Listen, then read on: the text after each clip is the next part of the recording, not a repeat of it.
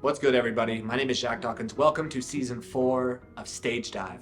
For those of you who've been listening, you know that the podcast traditionally has been about tips and tricks that make great performances on stage. How to prepare, how to rehearse, how to navigate an audience.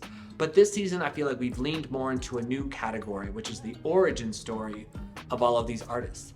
How did each of these performers become the person, the performer, the artist that they are today? How did they go from zero to getting on stage? And how do they navigate all of the bumps and twists and turns that make the creative journey both beautiful and really challenging? I was blown away by all of our guests this season, and I really, really hope you enjoyed this. My guest on the podcast today is Mitch DuBois. He is someone who is working on Trampoline, which I think is something we've all seen scrolling across social media. He's actually one of the crazy people who runs up walls and jumps on trampolines and flips over a bunch of cool shit. But what I was so pleasantly surprised by is that Mitchell, despite being much younger than I am, has so much wisdom and so much maturity in the way he approaches life and his art and where he wants to go with what he's doing. I think this is a great conversation for anyone who is just starting out or thinking about starting out and has a lot of what if questions. What if it doesn't work? What if I don't have it happen the way that I want to? What if I'm not good enough? We talk a lot about how to navigate those questions and what it feels like when you realize that nobody fucking knows and we're all just doing our best. Please enjoy my conversation with Mitch. So my first question for you is, Hit me. why the fuck are you in Albany, Georgia? Yeah, that I ask myself that every morning with wherever we're at. So I'm on tour with Disney right now. We are doing Disney Junior Costume Palooza live, which is really fun. So it's my first time performing for kids. I play one of the Spider-Man characters in the show, and I'm doing acrobatics, seer wheel, a lot more dancing than I knew I was gonna do, and stage acro. So this has been a really fun departure from my normal realm of circus, and I'm learning a lot. But yeah, and it's also my first tour, so hence Albany, Georgia. There you go. And like, this is me projecting, but I kind of have to imagine there's also something nice about working for Disney, that when you say I work for Disney, everyone's like, oh shit, you work for Disney? Like, there's that immediate name brand recognition. Yeah, there's definitely that, and it's funny because there are certain people on this cast that have done this before, and they purposely avoid the topic. They'll actually tell people that they are here to visit family or to do something random because they don't want to get into the conversation because of the name brand recognition that comes with it. Um, but from the performer side, I will say that it's been enlightening to work in the Disney system as far as I think it was really easy when I took this gig to focus on the junior aspect of doing Disney Junior and forget that it's still Disney and that everybody here is extremely qualified and very experienced and good at what they do. So participating in a system like this that works so efficiently has been uh, a great educational experience, to say the least. Yeah, 100%. Like, can you give some examples of what it's kind of been Mhm. like? The word that's coming to mind is like culture shock, but what kind of has like either most surprised or impressed you about like their systems, their organization, all that good stuff? Totally. Culture shock is fairly accurate. Within the first couple of days of rehearsals, this whole experience made me realize how little I really know about this whole sphere. Um, do you know what the Dunning-Kruger effect is? Yes. But for So, the sake of our audience, please explain. right, right. Okay, so the Dunning-Kruger effect is the effect that when you are a beginner in something and you start learning, your confidence level usually surpasses your knowledge level. And then you get to a certain level of knowledge and you realize how little you know, and your confidence goes way down here. And then you surpass that. And then that is when you surpass that valley is when you are considered an expert or a master in that field. So I was here and I thought I knew what I was doing, and then I got into rehearsals for this project and just was sent careening down into that valley. Um, to more specifically answer your question, a lot of things that I saw that really impressed me is one, the delegation of labor amongst the crew is just incredible. Like coming from circus, everyone does everything. You wear many hats. I'm responsible for my own equipment usually. my own costume, whether even if it's not purchasing of the costume, it's maintaining the costume. Um, and set up and tear down is usually a part of what I do, and all of this stuff, basically anything that's not tech. And then I come here and we have our head of wardrobe is awesome. My costumes are in the same place, washed every day, organized, nothing gets lost. If anything is broken, it is repaired the next day. Um, Mm. our stage manager is amazing, and the attention to detail is so good. The props are set in the same place every day and every different stage. They are so ahead of the problems because they're experienced enough where they've seen most of what can go wrong. So Right. they're not, it's not reactive. It's not like there are things happening and wow, they handled them so well. It's usually just they're so ahead of the curve that we haven't had that many significant problems because they've already seen them all. Um, Right. and then down to the logistics have been incredible because we are in 6 cities a week and we're not a massive show. Yeah, yeah. We're not a massive show. We have, I think, 2 semi trucks of load in and load out every day, which it sounds like a lot, but then our stage manager has done shows with like 14 semis. So, but man, you want to talk about experience? Like our stage manager, or sorry, our tour manager, so the one who helps with all the logistics and accounting and is on the bus with us, Michelle she was the tour manager for Prince and Madonna. Like she's done way harder things than this. So like all this to say, like I feel very well taken care of, and I'm trying not to Yeah. get too used to it because I know that when I jump back into the realm of circus, it's not going to be like that. But I'm enjoying the ride while it's here, and I'm learning a lot about how efficiently things can be done. So that helps me going into the future with one, what to look for, and two, it's really sparking my interest towards the directing and producing side. Super interesting. One more question on this, and then we'll Yeah. pivot. But like my very basic understanding is you're originally from Michigan. You hmm moved out to California during the pandemic. hmm I think starts with Junk. There's a collective that you Junk started Tramp. hanging out with. Thank you very much. hmm So how did you find your way into this Disney opportunity? Oh, geez. Okay, so this is just for the Disney opportunity. So, um, something that I didn't write down that is important to my life and especially this topic is I do van life.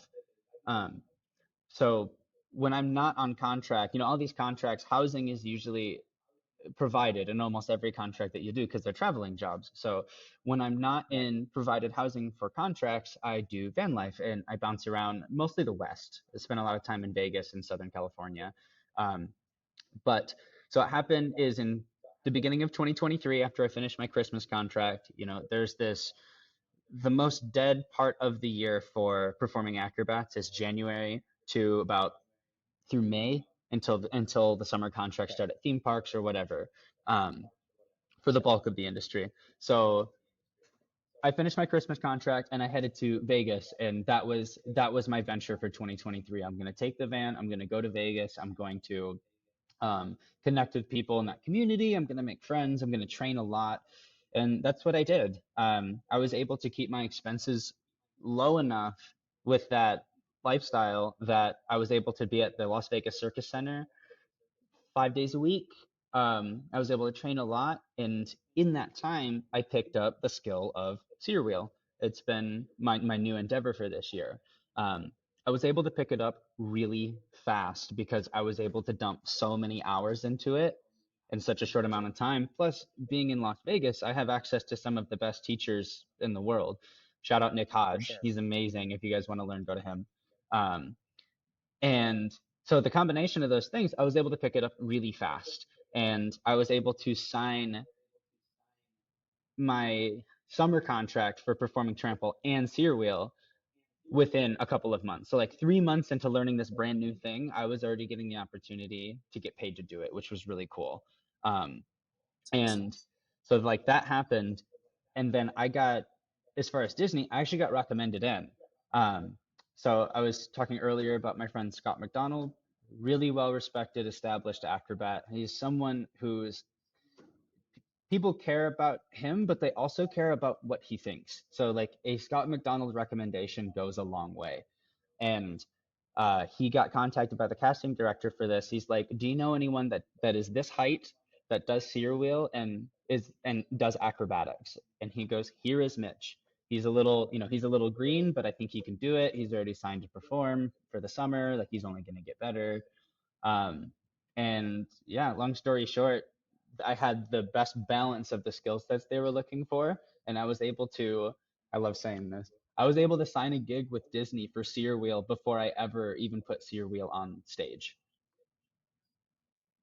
It's awesome. So yeah, a little bit of luck with some hard work mixed in and some good friends. That's usually the combination. Um, Right. Super random question. I'm sure we'll circle back to, but like hmm when you're touring, where is your van?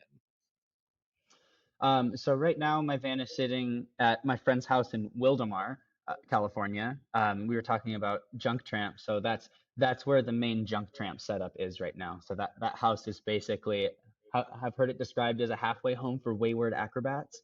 Um, it's like 7 bedrooms, open door policy. They have this revolving door of people that come and go, a lot of visitors. People you will come stay for a month or two in between contracts. It's a really cool place. There's a full-size trampoline and tramp wall in the yard. Um, and that's just, a reliable, safe place. So I left it there. And what's great about that is when I'm done with my tour, I get to go back and see my friends anyway. So Right. That's awesome. Um, cool. Let's rewind a little bit. So you're originally from mhm. Michigan.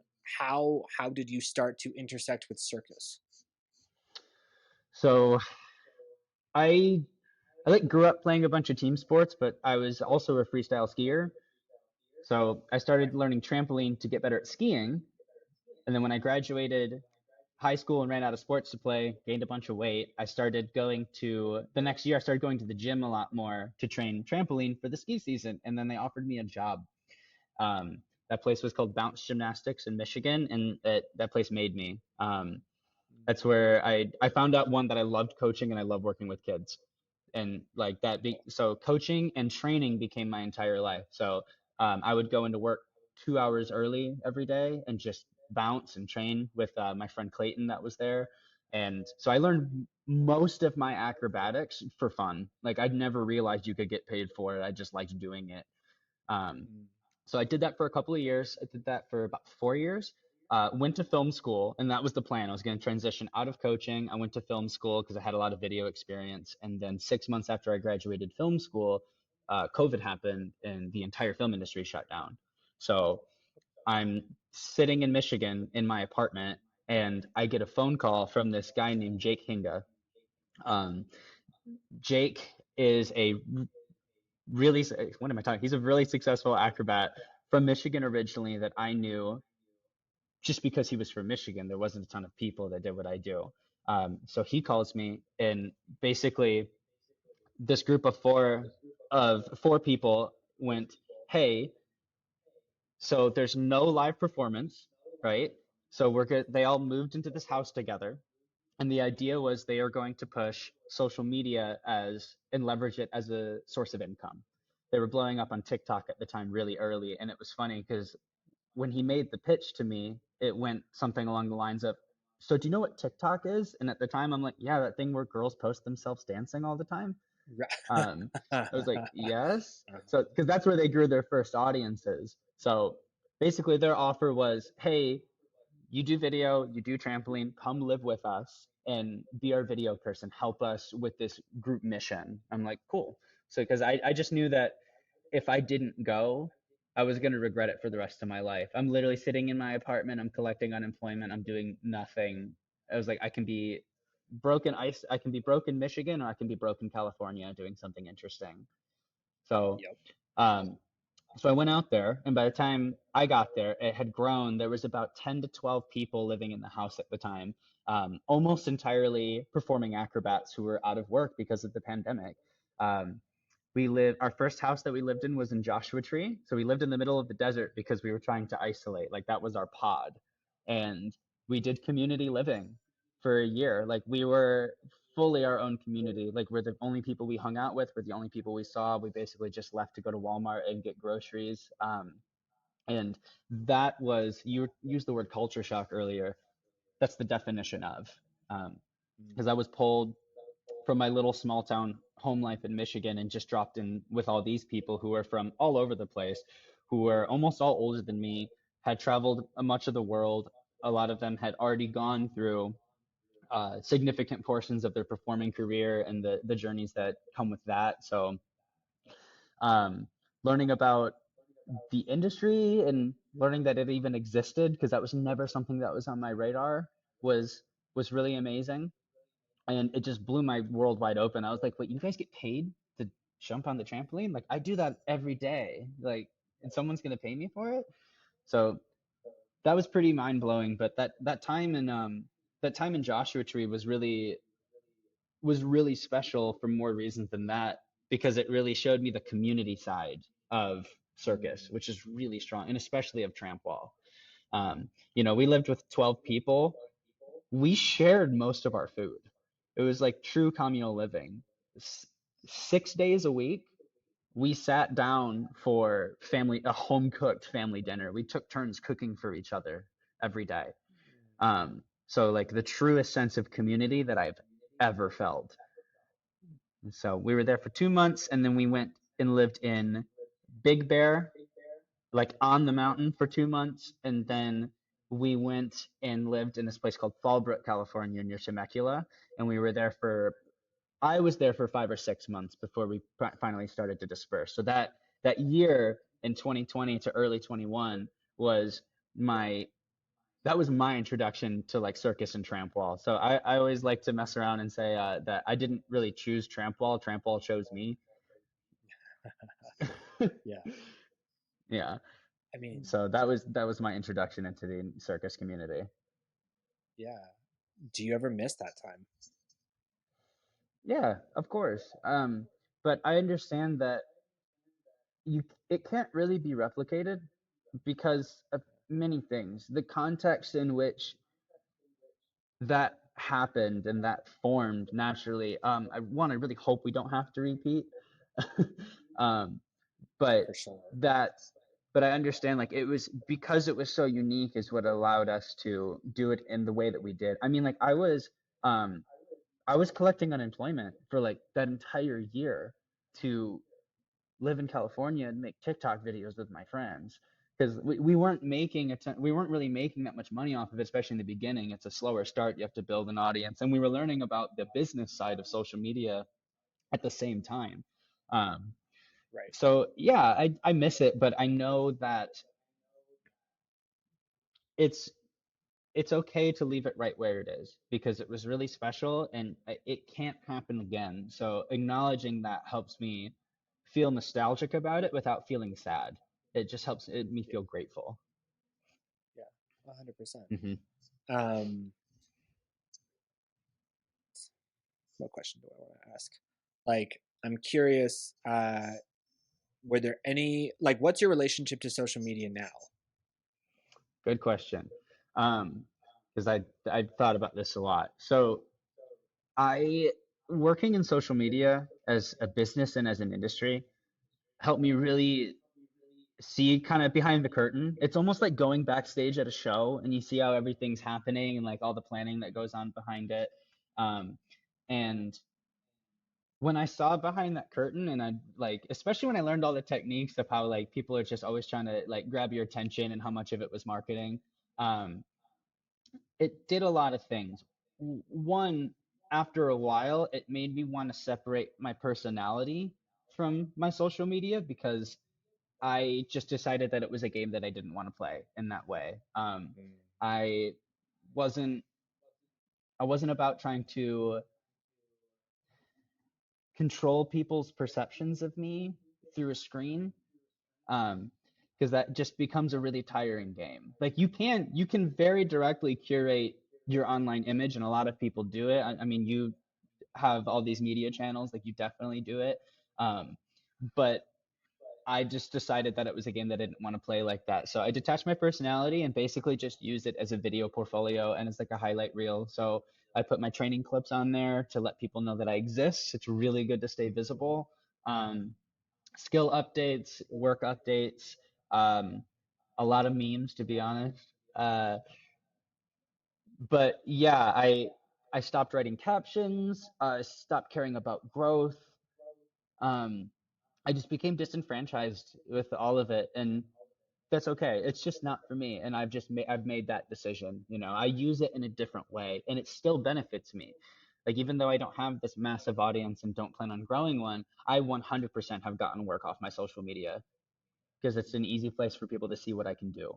So that's why like I still have it and I still keep it updated, but I care a lot less about it. And like honestly, as we speak on this tour, because I don't have a lot of training clips to post, I the apps are deleted off my phone so I can be more present with my cast and on this experience. Yeah, yeah. Oh, that's such an interesting answer. Like, I want to make sure we don't spend the whole episode on social media because that's No, not the go. most interesting thing we can talk about. No, but like, I think the question I've been asking myself lately is like, how many artists would be better off doing none of it? Like, Yeah. because if you think about all that is required, which to be clear, like, I don't even understand. Like, I think I'm doing a decent job, and I acknowledge like I'm still missing aspects and pieces that are going to allow me to continue to grow as much as I would like to. But there are a lot Hmm. of people who I think like there's so much mixed messaging with guidance. The algorithm is ever changing. The advice on the algorithm is ever changing. Like the number of people on the platform is ever changing. And like I mean, what I hear from so many artists is like, I'm short on time. I'm short on money. Like I'm just trying to fucking figure this out.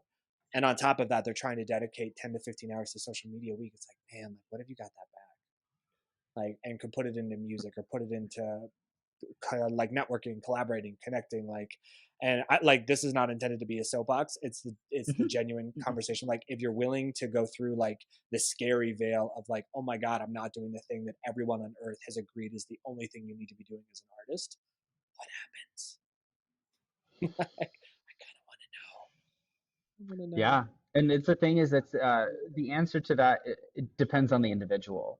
Um, because there's a balance, you know, like I use the word marketing, like social media, I treat social media as marketing. And Right. you just have to decide how much time you want to allocate to your marketing. And that's what you're talking Yes. about, 10 to 15 hours. And a big thing is you have to pick which games you want to play.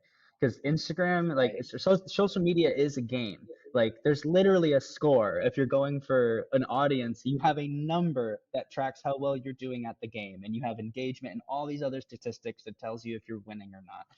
We can only play so many games at one time. So you just have to, as an individual, people have to decide like what's worth their time. And also, if there's other ways that they can make themselves known. Like for me, like my situation, I don't have to play as intensely because I can be more present. Like I can actually be in Vegas. That's like the hub for what we do. And I can meet all those people there. So much information passes through Vegas, like even for jobs that are not there, because that is where everyone goes to. It's the center, and then everything branches out from there. So by being in Vegas, I was able to like learn a lot about the greater industry and meet a lot of people because they come and go all the time. And because of that physical presence, I didn't have to push super hard on social media. I just kept it up to date with what I was doing, and then the right people found it. But the people found it not through the algorithm, but a lot of times through mostly through recommendation. They were shown my social media, and then I have this portfolio.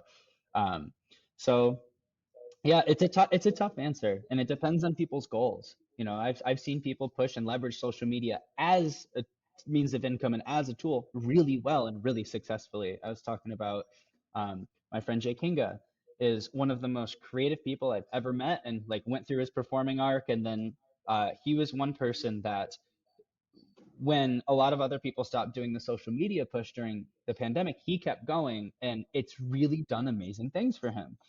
But that's the game that he chose to play. That game burns me out. And I would rather take that energy and put it towards my training, my relationships, my experiences. So I use the example of, you said spending 10 to 15 hours managing your social media. When I'm on this tour with these people, I know that this is such a finite experience that has a set beginning and end date that to me it is more worth it to invest my time here.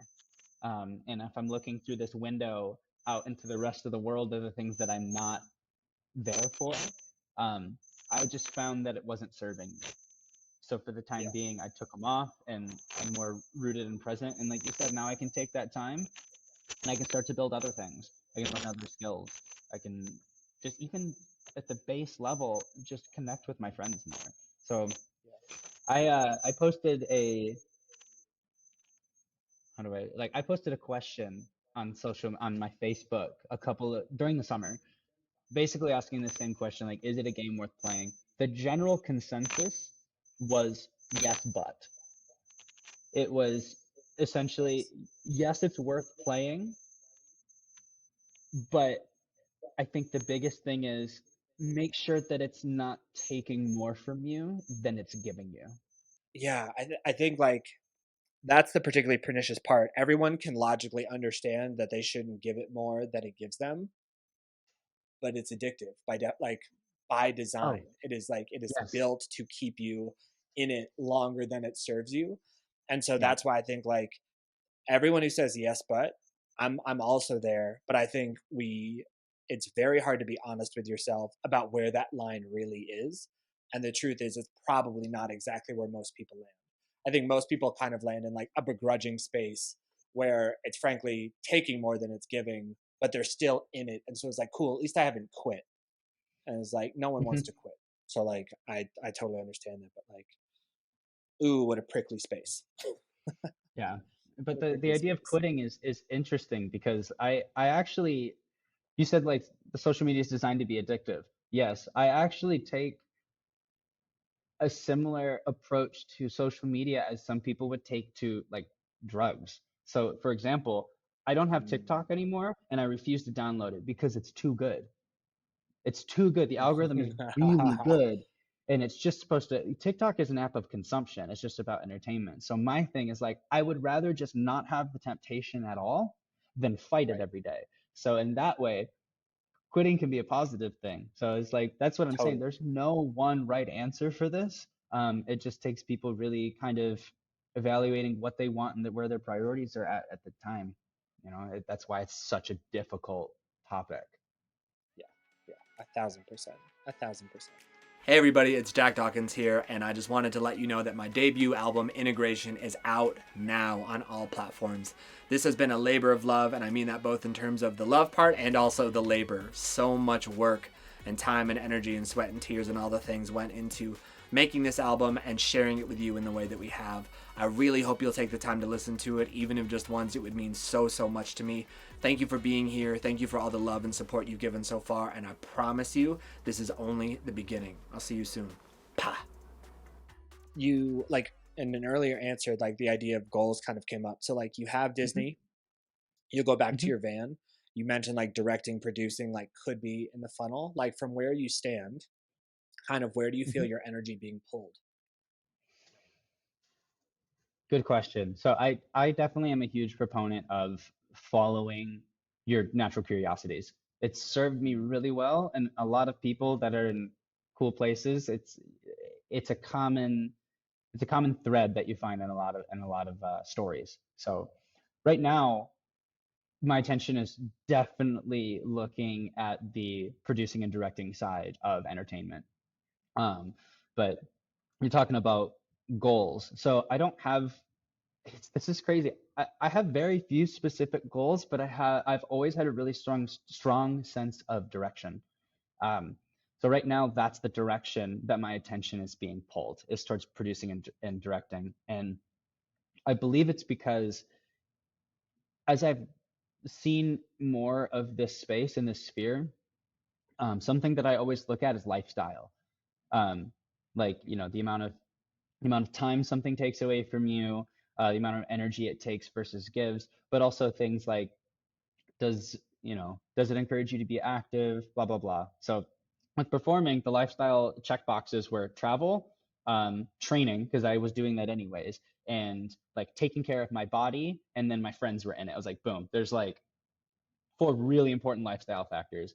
And now as I'm looking ahead to the future, um, I'm seeing other things. Like, so one, on a personal level, I really want a family, and I know that I cannot be this nomadic and have that lifestyle that I want in the future. I know, like, I'm not in a hurry. I'm only 27, but it's something that I'm thinking about. So that's why, as I take a look at the greater landscape and I see people in these producing and directing roles, I think that lines up a little bit more with the long-term lifestyle that I'm trying to create. And I, I think I could do it. So like that's a big one too, is I look at that as like, I think that I could do that. Um, like for this show, our acro director, John Brady, is amazing. And he came in for 3 days and helped acclimate the new acros into the show in rehearsals. And then when we presented it to Disney, and he went, "All right, have fun on tour." And then he left and went back to, I think he was helping produce Ringling Brothers at the time. But Oh, that's cool. more, yeah. So he helped produce the new Ringling Brothers shows that just started touring. Um, but that's definitely more in the space that I'm trying to be. Is I think it's really creatively fulfilling. It allows me some freedom over my time, but a big one is over my location. Like a lot of Mm. the producing and the directing work can be done digitally or over the phone, and then you show up and you make the thing. You do all this pre-production, you show up and you make the thing, and then you get it running, and then it just goes. That's Right. that's where I want to be. There's no specific timeline for that, but that's the direction right now. Yeah, that makes sense. Hmm. I'm inferring or guessing, I should say, that like, Hmm. because within art, I think there's always two halves. There's like the creative phase, and then there's like the Hmm. production reproduction phase. And like, as Hmm. something I that I find very interesting is, I think some artists love to create something and then do it over and over, and like comedians, they want to write a Hmm. joke and tell it 150 times so they get And just this refine. timing and change Mm. just this word and have this cadence and blah blah, and like that refinement process fills them, and like seeing that refinement process can fill them in a way. I am not that person. Like, I would rather write a new song every single day and be like, great, I did it, ship, never Mm. want to look at it again, like on to the next. Heard. What I'm hearing from you is that you also can kind of land on that, like, I want to be creative, I want to start it from scratch, I want to build something from nothing, and then once it's up and it's ready, like, cool, let me go start the next thing. Does that Hmm. resonate? Yeah, it does. And um, I think that I honestly think that it's the harder path, and that's something that I'm willing to take on. But I do think that's the more difficult path. But I think it's because it's more difficult, it's more rewarding in the long term, because typically those things correlate pretty heavily. Yeah, 100%. You mentioned geography, like, so you've been in a van. I know that hitchhiking was a part of your life for a window. Like, are there any areas of the country that as you've traveled through them, you're like, man, like either like this really feels like home, or like I feel a real connection to this place? Yeah, definitely a couple. So as far as the places I've been that I could see myself staying, I travel a lot, and every time I go to Colorado, I feel like I could just stay there forever, 100%. Hmm. Um, I really love Southern California. I really love Northern California. It's super gorgeous. I lived in Tahoe for like 6 months, working at a facility called Woodward. That was amazing. But Oh, it's amazing. Colorado, it's yeah, it is. But Colorado just feels like home. I don't know why. It always has. The culture there and the people there seemed really great. The lifestyle's super active and really nature centric. So Colorado has a special place in my heart. Not to mention all my friends from the tricking community there. So I got a lot of people there too. So I might be biased. Oh, that's right, the whole freestyle skiing thing. Yeah, I'm sure a ton of them ended up out here. Mm-hmm. Yeah. That's awesome. So, on hitchhiking, how did that come to be? Where did you go? Why? That All was the things. yeah. Tell me all the things. That's mostly just a story. I So when I was living in the last junk tramp house, uh, my friend Jake got this bug and decided he was a snowboarder now. So we're like, all right, we're gonna drive up to the mountain on this day. We bought our lift tickets like 24 hours before. All right, let's go skiing, because that's what I've done forever. Yeah. So we pack up. It's raining in Southern California. We found out very quickly that rain means snow up in the mountains. Crazy thought, right? Who would have guessed? So I buy these really expensive snow chains. We start driving up the mountain. We could not figure out how to put them on because we've never had to before. And then we pay someone to put them on. We get probably a mile and a half to 2 miles past the change checkpoint, and I blow a tire. There was like a rock on the road that I didn't see as this blizzard is starting. We're in the middle of the mountains in Big Bear on the 38 with no cell phone service whatsoever and no spare tire because I had a flat a month before, and we found out for some godforsaken reason that my spare didn't fit my car. Um, so I'm sitting there like trying to figure out what's happening in my life. And Jake just starts putting on his snow pants and he's like, "What are we gonna do? Sit here?" So, all right. So we get out, and I've never had to do this before. So we hitchhike. We're like, all right, let's hitchhike down back to the change checkpoint because there's people and we'll figure out what we're gonna do. So we were 1 for 1 going down. We stuck the thumb out, and like this lovely Asian family came and picked us up, spoke no English, and they were just so kind. They're just like, yeah, these two random strangers can get in our car. And Jake is tall. He's like 6'2". He's like not an innocent Not looking a little guy. person. Yeah. No. So they took us back down. Still no cell service. We tried to use the call box, and literally we were on hold for like almost 20 minutes. And we're like, we can use this time more productively. So we started, everyone that was stopping to put chains on, we just started asking people for a ride up the mountain because our friends had an Airbnb for the weekend. We're like, let's get up there and at least we can maybe go skiing still, and we can just stay with them. Took us an hour and a half to get someone to take us up. And the people that did, bless their souls, they didn't even have room for us. It was this car full of kids. They're like 18, 19 years old. They had just graduated high school. There was one spare seat. The girls doubled up in the front seat so me and Jake could get in. Just like it was so kind. It gave me hope in humanity. But we knew we got in the right car because we all cram in. We're freezing. Jake is in like van shoes, is standing My in God. this snowstorm. Yeah. And we sit down, we sit in there, we're all crammed in the back seat, and they're like, we do the handshakes, hey, my name's blah blah blah, and it's quiet, and they go, so do you guys want a beer? And I'm like, dude, so bad, so please. So I like I'm do. sitting I there like, do.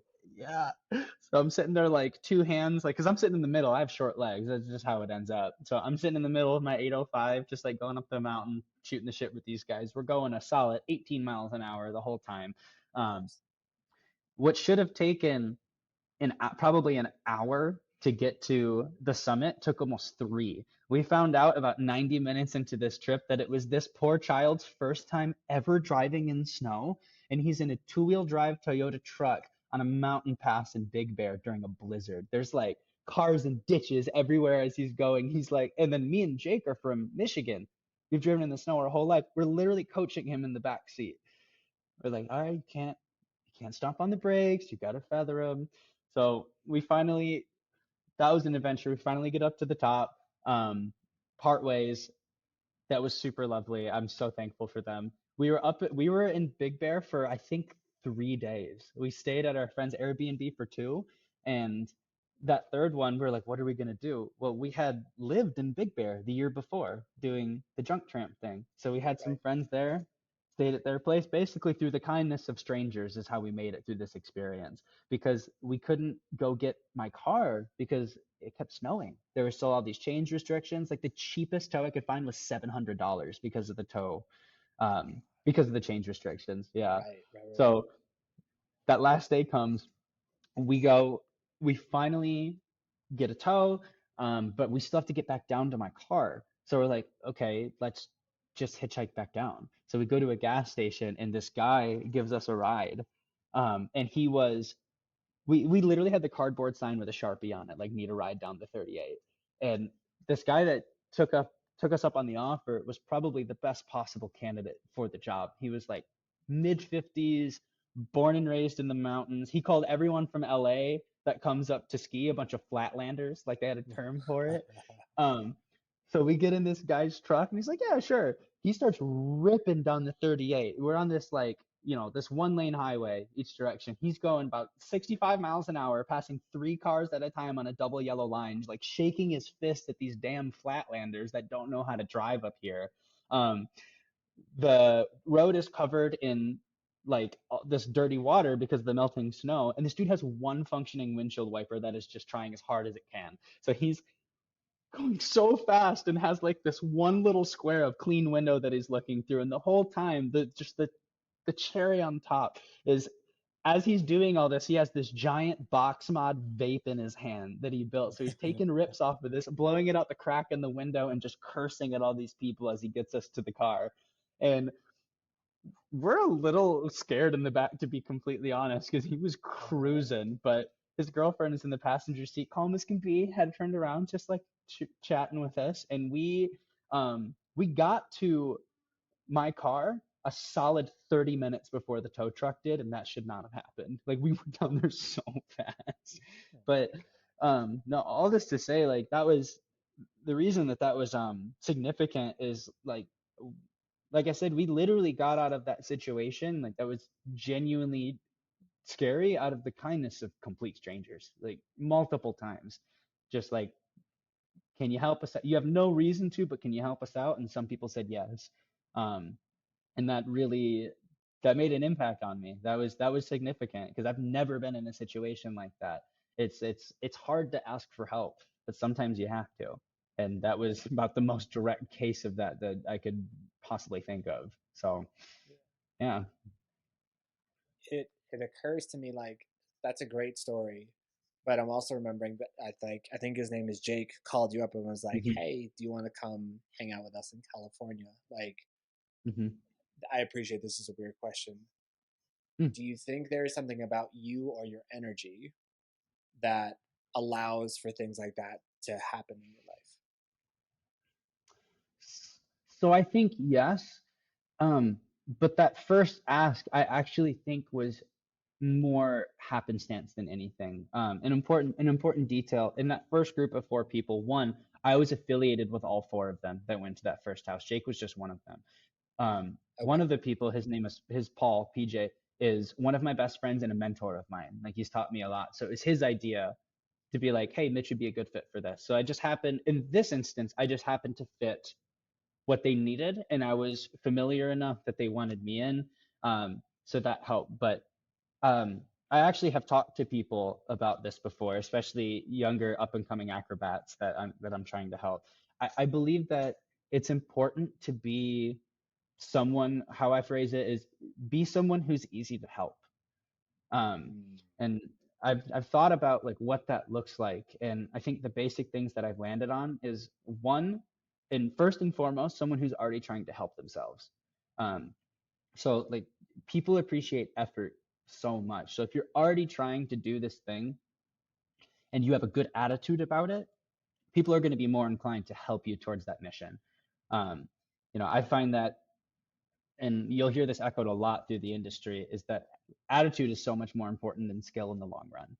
Um, being somebody that people want to be around and someone that people want to help pays dividends. So that's why it's always been so important to me to like, participate in community and to try to build community, um, and to do things that better the community that I'm in. Because I don't know, you could call it selfish, but like it's paid off for me in more ways than one.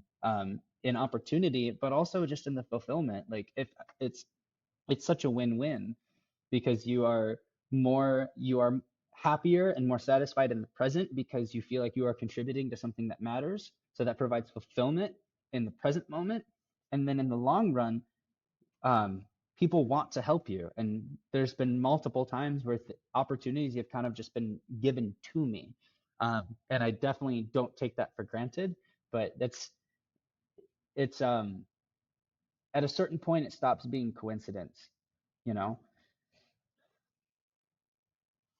Yeah. Like, I'm curious, was that sort of idea of investing in community or others like something you grew up with or something you just like? Because the other thing you mentioned is like I really believe in Hmm. following your own curiosity, and so like Yeah. I think you said you're 27.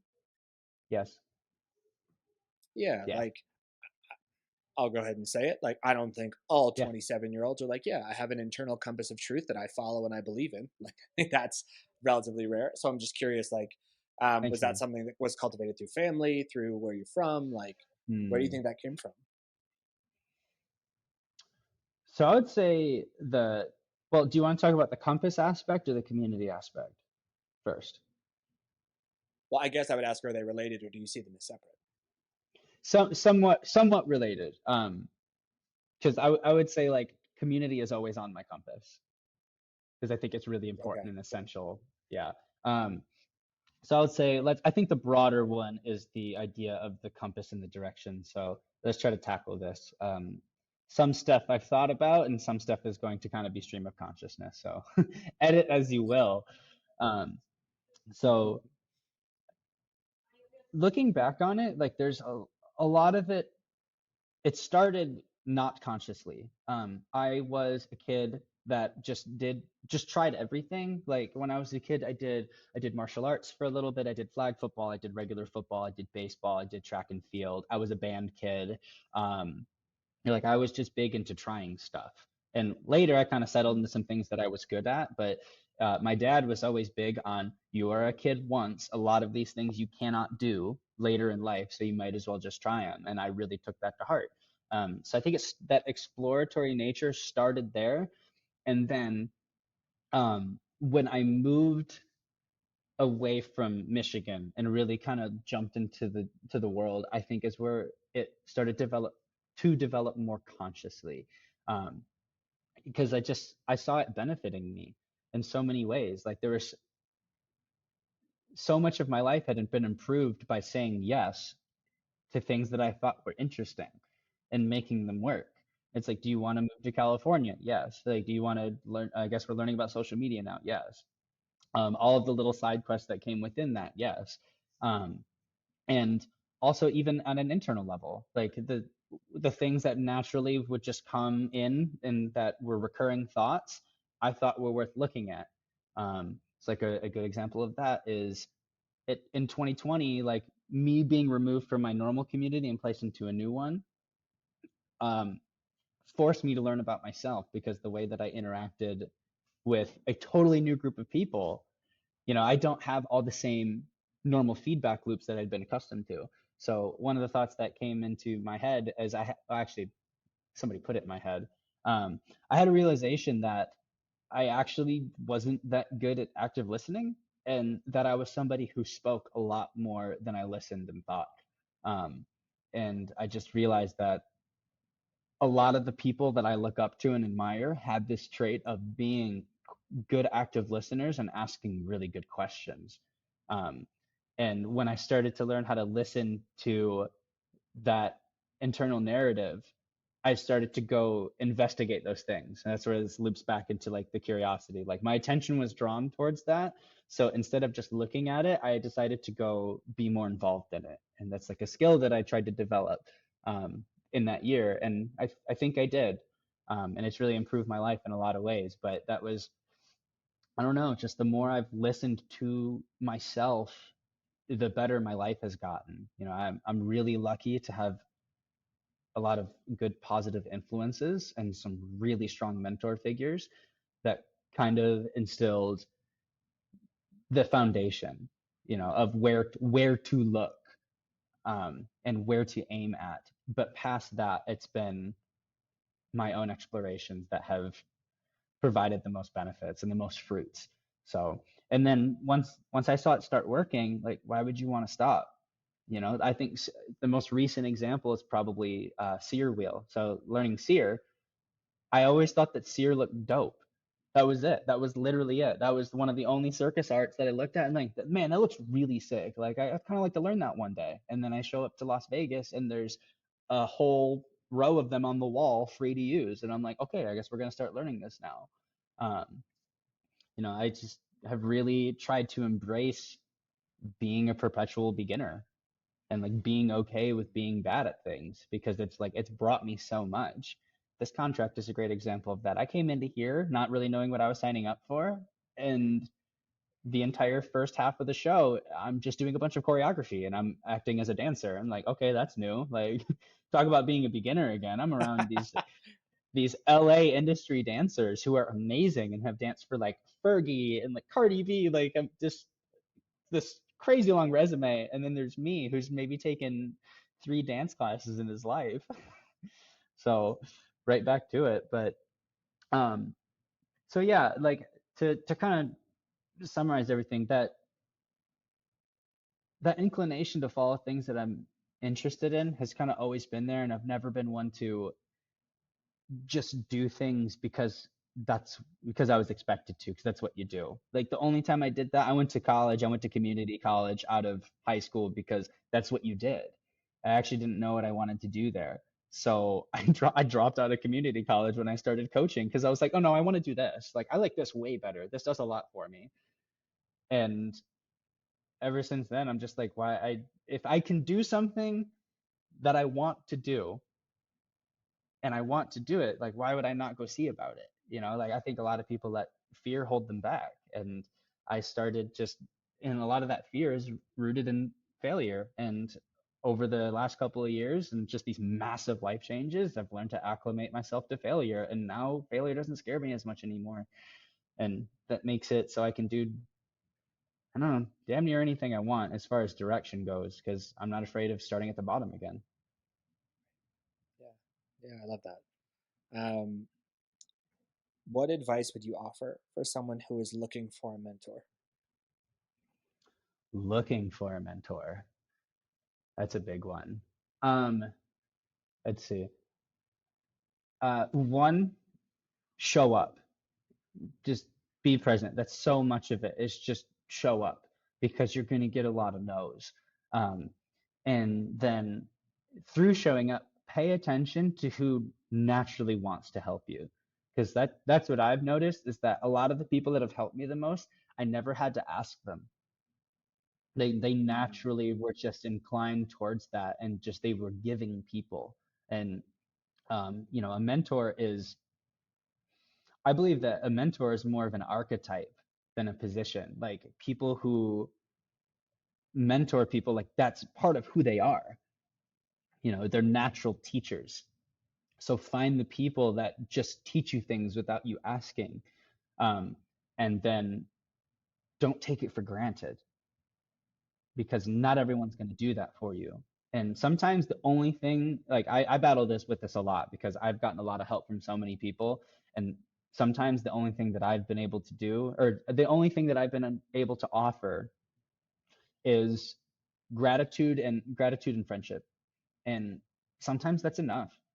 A lot of these people that are, educators by nature and mentors by nature, um, don't really expect anything back. So just being grateful to them for who they are naturally and what they do is a pretty good way to start. Past that, like once you reach some success because of the things that they gave you, if you want to give back in a more, I don't want to say substantial, but if you want to give back in a more like material, or more like, if you want to give back in a different way, then you can. But in the beginning, sometimes you have to, how did my mentor phrase it this way? Um, it's a lot easier to climb. It's a lot easier to throw down ladders once you're already up on the platform. So sometimes it's easier to accept the help as it is before you try to offer it to someone else. That makes a ton of sense. Yeah. Coming down to the last couple of questions. So I want you to get on your soapbox for a minute. What's missing in the acrobat community? Or what would you like to see more of? What would I like to see more of? So this is, I'm gonna give it my best shot to answer this question, but I do want to say that I don't have as much time in the acrobatic community, like in the industry level, as a lot of other people that I know. So I might not be the best equipped to answer this question, but I'm gonna try anyways. I would say one thing that I would like to see more of, and that people do a decent job of it, but is gatherings and events, and just like making excuses to connect with people for the sake of making friends. At least in Las Vegas, like I feel it just takes time. That's a big one. It's like there are so many people in Las Vegas that I really, really enjoy, but I've literally never hung out with them outside of the gym. And that happens a lot. And that's okay. Like there are places, you can have those types of relationships, but I don't know, for me, I think it's important to pierce that veil and to really make a real connection with somebody. Because I think that's what leads to people really taking care of each other, and then we become stronger for it. And then no, that's really the biggest one. I've actually been really satisfied with my experience in the acrobatic community. Um, Acrobats are always an ensemble. So like we don't have the direct competition that soloists do. Like a really good example is like aerialists are it's known to be a little bit more competitive because there's a lot of them, it's more saturated. And it's a solo act where acrobats are always performing in groups. So one person's success, especially the right person, like there are certain people where their success is good because it means other people are going to benefit directly from it. And those people are the easiest to help. So yeah, actually, yeah, overwhelmingly positive experience to be completely honest. That's awesome. That's awesome. Yeah. Um, so then my last question, which will be a flip of the Hmm. one I just asked, is like, um, for those thinking about, because like another part of this podcast is like helping people see that they have permission to go out and try things, to fail, to like, you've always wanted to be an acrobat, go to the gym, go try out, right? Like, Hmm. what's the worst that Yep. happens? You go and it sucks. Like, I had that with Brazilian jiu-jitsu. I keep seeing all these people and Nice. like, it's so amazing for discipline and strength and it's so awesome. And I went and took a class. I was like, this fucking sucks. And that doesn't mean It's Brazilian hard. jiu-jitsu sucks. It means I Right. don't like it and I don't want to do it. Boxing, for whatever reason, I was like, this is my spot. The energy here, the coach, like whatever the combination is, that was my shit. And like, so great. Hmm. So all that I lost was an hour and a half and a shower. I can Not deal with bad. that. that's Right. that's not that bad, right? And now I don't walk around with the question like, oh, I should really try that, or like, I wonder what would happen if. It's like, no, I know, I got the answer, so I can fucking move The on what with my life. ifs. Right. Totally. Oh my god, my nemesis. Um, but so the question then would be like, for those who are Hmm. interested in getting into acrobatics, like, what qualities or attitudes do you think best support someone who wants to be successful in that space? Qualities or attitudes. That's a good question. So qualities and attitudes. I'm going to circle back to some things earlier because I believe them to be very true. Certain things that I see um, consistently in people who are good at what they do now is that they are very okay with being bad at things. And Mm. so I would say having a good relationship with failure will allow you to do almost anything. Because if you can be bad at something, you can be good at it eventually. There's a saying that I really like that says today's beginner is tomorrow's master. So that's a big one. Be willing and expect to be bad at things and realize that it's just part of it. So change your relationship to failure and being bad at things. That's a huge one, and that will make you. That's for any endeavor in life. That's even for personal growth. Um, so that one. Um, my acro director for this show, John Brady, gave me a great quote, and he basically was like, "I don't need your skill. I need your enthusiasm." So what that basically means is that wanting to be there and caring about it and actually giving a shit, for lack of a better term, can't really be taught. Skills can be taught, attitude cannot. So showing up with an attitude of wanting to be there and wanting to learn and just wanting to contribute to a larger thing, because you're not a soloist if you're an acrobat, right? You are contributing to something that's bigger than you. Um, Going in with that open-minded, enthusiastic attitude will make it so much easier, because then people want to help you. People will go out of their way to make sure that you succeed and are not left behind. And that's really cool because then you don't have to do it alone, because it is hard. The lifestyle aspect of what we do is hard. It is extremely volatile. You don't always know when you're going to work next. Like there's just people could ask me all the time, where are you going to be, or like what are you going to be doing in like a month sometimes, and I'd be like, I don't know, like I'll figure it out. And and you do, but that's something that you have to get used to living in. um but that's why yeah, setting yourself up in a position to receive all the help that you can is a good thing. Um, and then another big one is I, I think something that people run into a lot in general, not just with like performing, is, oh, I don't really know what I want to do. It's like, oh, this looks interesting, but I don't really know what I want to do in it. And I think people spend too much time thinking about the decision instead of just going and trying things. So when people Mm, like, oh, I don't know what I want to do. It's like, yeah, no shit, you haven't tried anything. It's a process of elimination, I think, is huge. Um, so that would be definitely a piece. It was like, just try it all. Just try it all. Like you said, you just dabbled in Brazilian Jiu-Jitsu. You learned it wasn't for you. That brought you one step closer to the thing that you do like and that you do want to do. So yes. being exploratory and being curious is going to be a huge asset. And you might surprise yourself. You might like something you may have never given any credence to. You just dabble in it and you're really naturally inclined to it. And it just clicks and you're like, oh, this works. I'm good at this, or I really enjoy this. Um, but you don't know unless you show up and try. So try everything. I have a really good friend named Joshua Waters, who, sidebar, would probably be a really interesting guest for this at one point. Um, Awesome. and he is